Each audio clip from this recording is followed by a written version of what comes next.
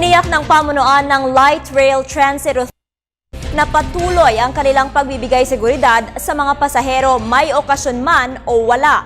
Layon ng LRTA na protektahan ang bawat isa laban sa mga mapagsamantala o anumang aksidente sa loob at labas ng tren.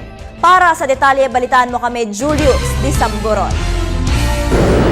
Inihayag ng pamunuan ng Light Rail Transit Authority na mas lalo pa nilang paiigtingin ang pagbibigay seguridad sa mga pasaherong patuloy na tumatangkilik sa mass transit ng bayan, may okasyon man o wala.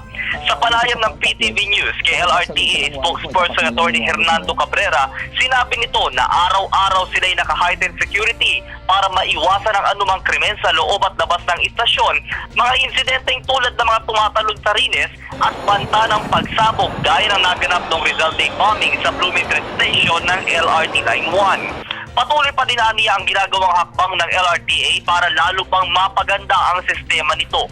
Bukod sa mga extension projects at maaaring paggamit ng unified and contactless tickets, marami na din namang pagbabago sa mga security equipment nito gaya ng paglalagay ng mga detectors sa mga hagdan. Nais ng kanilang pamunuan na maging vigilant at cooperative ang bawat sumasakay dito laban sa mga mapagsamantala at maiwasan ang anumang aksidente o hindi inaasahang pangyayari sa loob o labas ng tren. Inaasahan na mas marami pang tatangkilik nito lalo pa ngayon na may kaunting kabigatan sa trapiko dahil sa mga infrastructure projects ng pamahalaan gaya ng Skyway Stage 3 na magdudugtong sa North at South Luzon Expressway.